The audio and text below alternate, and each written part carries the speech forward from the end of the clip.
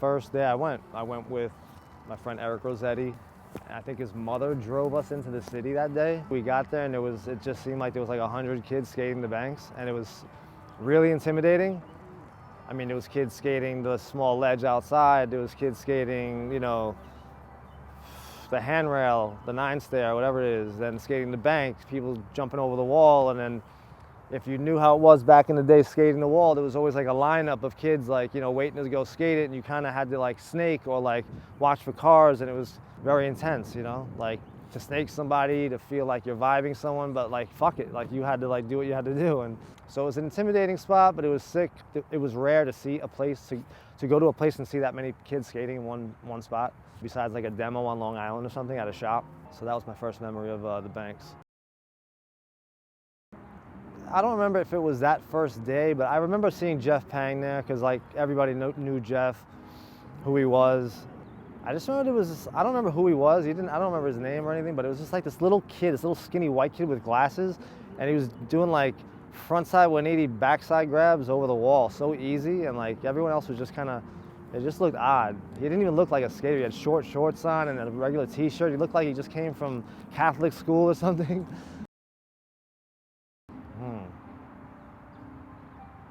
I don't know if I could even say the banks, because the banks weren't easy to skate, you know? And it was cool, it was a cool spot, obviously, because it brought everyone together and all the skaters there, but like skating there in general, I didn't enjoy it that much.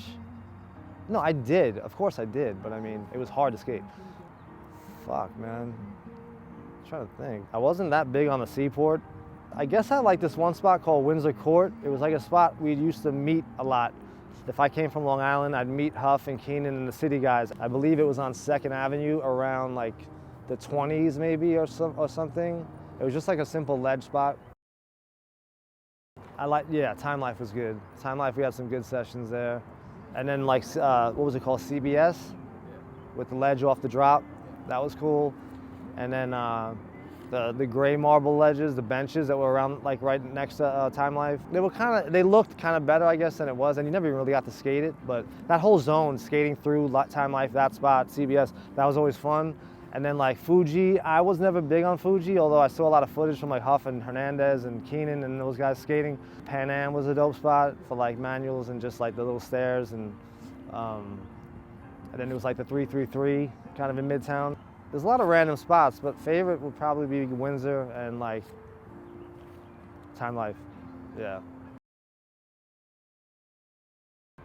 Yeah, there's a few tracks I kind of fantasized about having footage to put with a song, and I always thought like, there's a Jimi Hendrix song, Angel. I thought it's a slow song. I thought it would go well with like some slow-mo shit, really good, like you know, mesmerizing kind of footage. There's been a lot of tracks I thought I'd be down to use, but that one stands out the most.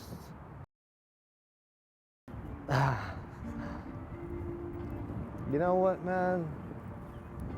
I was never that big a fan of both of them, really. Like, now I love them, obviously, like they're great, like, but I was never that big on that whole bad boy shit, and like, Biggie was, you know, his own thing, I mean, of course, but I'll listen to some Tupac now still, and like, you know, but I have to say Biggie.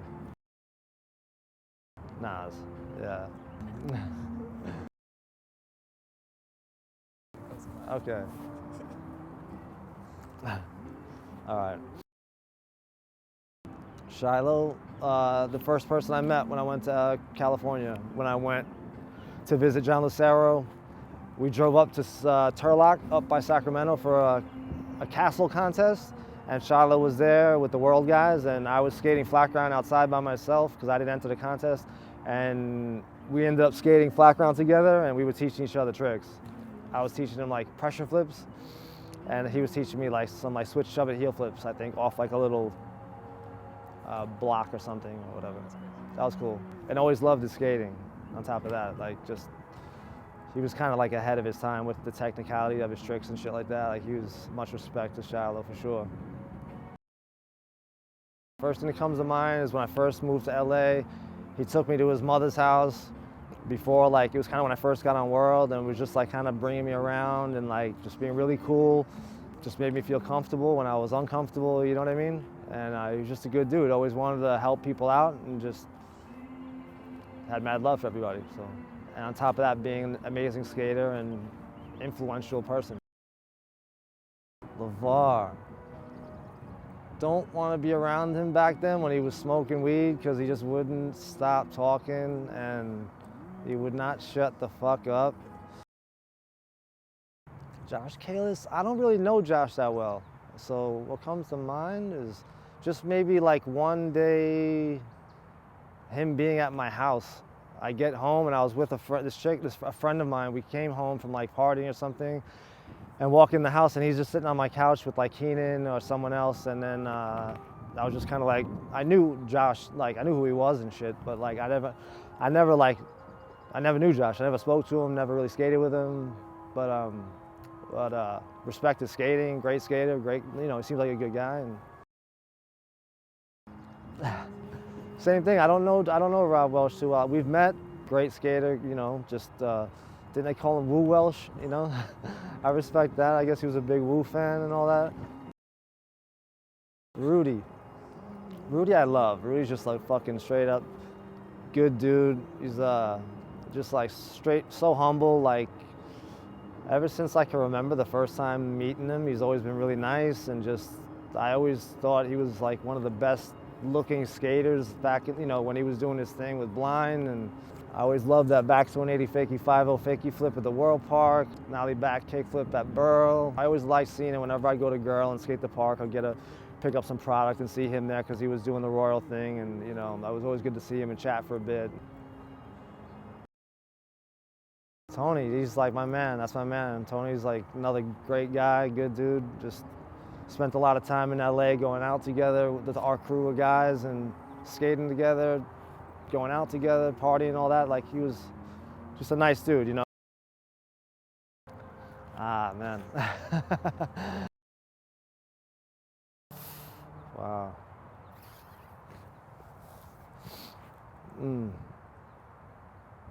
I mean, was it Enigma, but like pre-90s?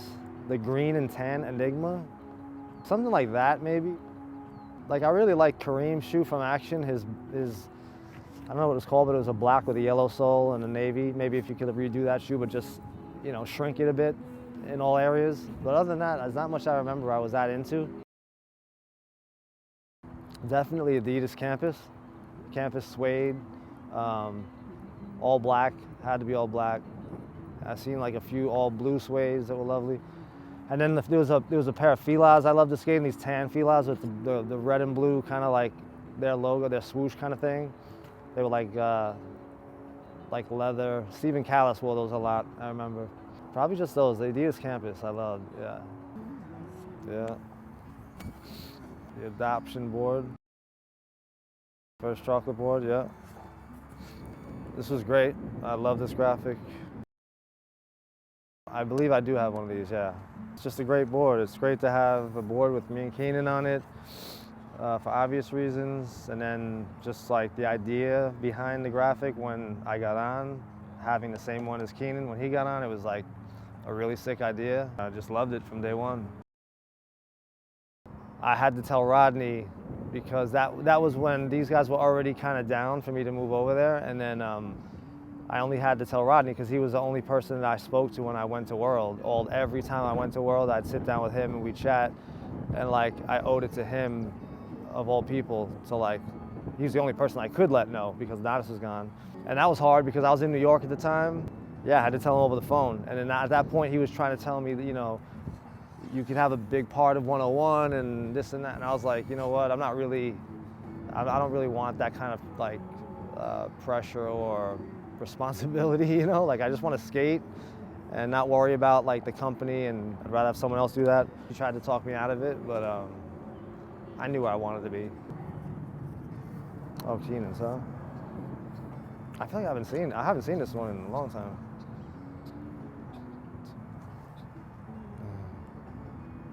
Yeah, there's Keenan's adoption board.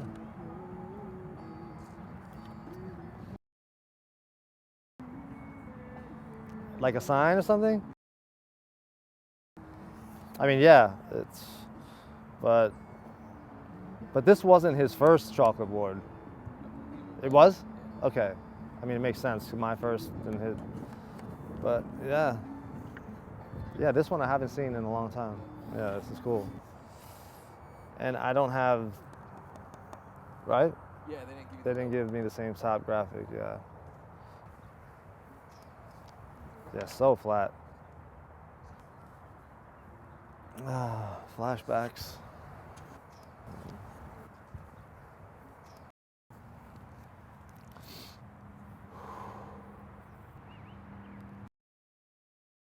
It's an old Black Label ad. I think it was maybe my second ad on Black Label. The blonde hair. I think I landed it like second try, maybe even first try, and I was pretty psyched.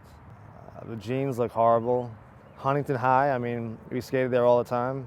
It was always fun skating there. And then the candy board, the Cardiel candy board was, you know, probably the one board I skated the most while I was on Black Label. I was psyched because I mean, looking at it now, I'm not that fond of the photo or anything, but it was cool because it was like my second ad, I think. So I was just happy to be in there and John putting out ads of me and shit, so I was psyched.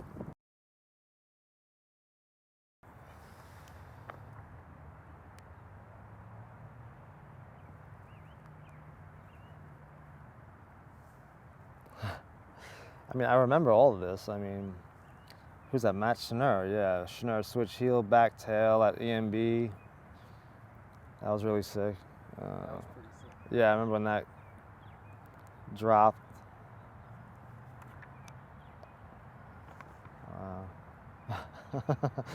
Simon Woodstock in a bikini. My first trip to California, I think he was around and we were skating, but that was about it. Oh my God. This photo of Costin doing the ollie over the boards, Matt Schnur in the background, the Honda Civic in the background. I remember that time, around this time I think, this was like, if you went to like the World Park, like every single dude had that same Honda Civic with the same fucking rims. That's pretty funny. There it is.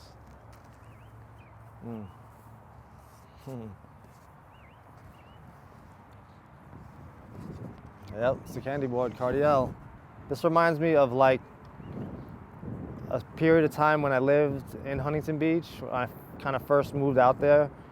And I would go and pick up Dill every day and we skate every day. And this board, like I rode so many of these boards and it was like the first days of like moving to Huntington Beach. It is, yeah. At the time, it was. I mean, even now, it's just like loud and. I mean, I've never seen much like it. Okay. Yep, the Gons. It was the Gons, and then the Hubba Black Label ad. That was cool. Although I'll always say, like, I don't feel like I did it, and I didn't do it, and whatever. The ride away was all sketchy, but Jamie Thomas, Keenan, Ben Leversedge, because me and Ben Leversedge were flying home that day from SF back to New York, and we were just killing time at EMB with like Gabe Morford and Matt Pales. And I remember me and Matt Pales were doing back heels down the 6, and just fucking around. And then I went up there, looked at it, and I remember it being really scary. Like I was afraid of this gap. It was really sketchy riding along the top because it's really thin. Not really thin, but like to try to get a lot of speed. It was really tall, and like it just felt sketchy as fuck. And then it was kind of like on an angle. Like you're going straight, but the gap where you land, it was diagonal. You know what I mean? The stairs. So it's kind of weird to judge where you wanted to land. A bunch. I took like at least 10, and just like the adrenaline of being at EMB on the Gons Gap, like it was such a big deal. It's at least to me that was nerve-wracking itself. But when I saw this come out, I was psyched. You know, I wasn't at that time really that stressing about that, like how I landed it and shit. Still, it was just a good time. It was a good day that day.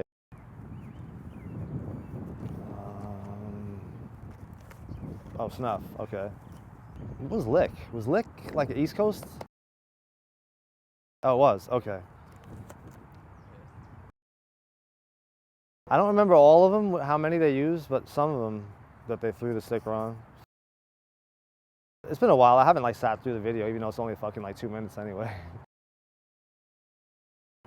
Yeah, Andy Stone had a few things, and then Gabe had like a trick or two, and then me, Dill, and was Adam in this? 8:53.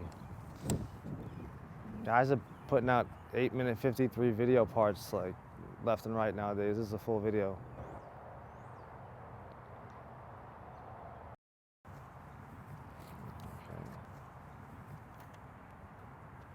Classic.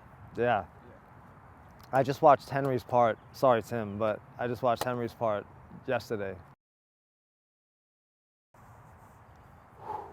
The first trick, I believe, was Lottie 5-0, fakie 5-0? Or, wait, front blunt kickflip fakie? Yeah?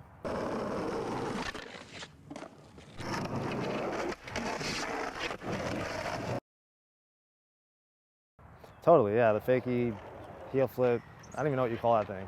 Fakie gazelle heel flip, and then like the switch tray flip, and then the nose slide. I remember it all, yeah. Yeah, just a couple of tricks, like Rudy, that line, switch, like nose slide, switch double flip.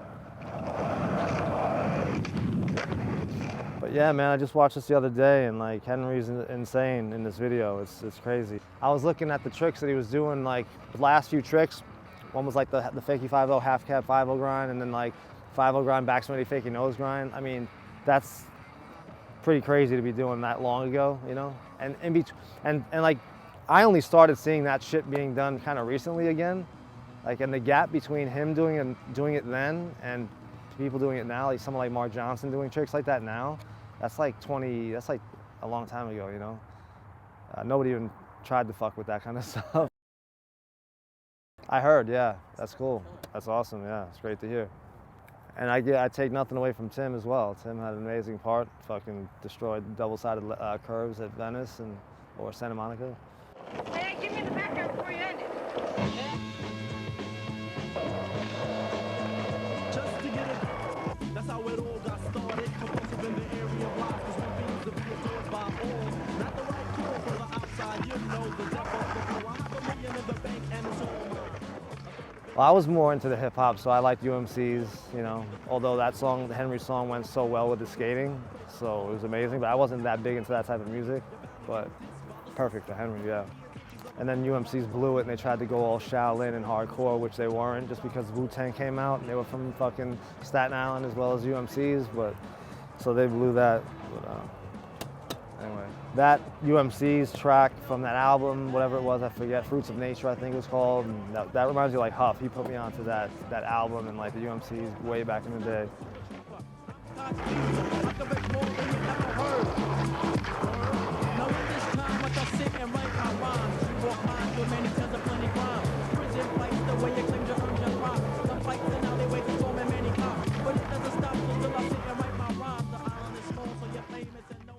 Just for a minute. Just boom, boom. Took a while to get it out.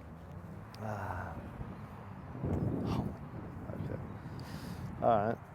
I don't remember what this is called. Sport? Yeah. This is I skated this shoe a bunch when it came out. I liked it when it first came out. The colors are cool. I mean, it's just like shoes have gotten, I don't even want to say they've come so far, like it's just skate shoes back then, the resources or whatever, wherever they were getting made, they were just so budget. Like looking at them now, it's kind of sad to see. Just like, I don't know, just the way they look, period. They just are,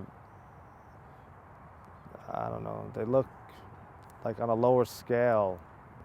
Anyway, yeah, these are like the first days of action, and it was cool skating these shoes, and obviously now they're pretty big and all that. I loved when action started and Kareem had the idea with me and Guy, and then, you know, just being a part of that team with those two guys alone, I was blessed and felt like, you know, it was an amazing thing to be offered, and I'm happy to have been a part of it.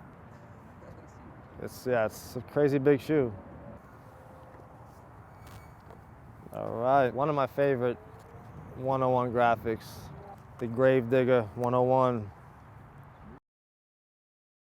I love it. I love it. And this is one of the only, not the only, but one of the only 101 boards of mine that I don't have, and I rarely see. And unfortunately, yeah, I don't have it, but I love this graphic. So bold and just amazing. I love it. I remember the only thing that reminded me of this graphic was a photo of LeVar skating Wallenberg. I think he's doing like a switch front 5-0 grind on the ledge. And I remember always seeing the board, like, yeah, there's that board. And I always, because I never seen the board, I never seen the graphic, and that's the only thing that reminds me of it. I might have. I didn't skate my boards often at all, occasionally, and I might have skated this one, but I don't remember. Yeah, this is great. The first one that comes to mind is that 2 Cups of Blood. That's my favorite track. On to the leg, on to the head, yo. Be the resurrect the mental dead. G to the R to the Y, M Reaper. As I get deeper than a grip, resurrect kid. Don't go against the grain, man, slang is my thing. I'll leave the hearty party with a bang, buzzer boom. Check my tune, it got you hyper. Don't give a fuck about a sucker C cipher. As you decipher the tricks of the viper, swine is lethal, is evil. I am original. We can build upon the ill form and keep all your brain cells warm. They left a C out of my name right there. That's cool. I always thought I looked like a monkey in this photo too.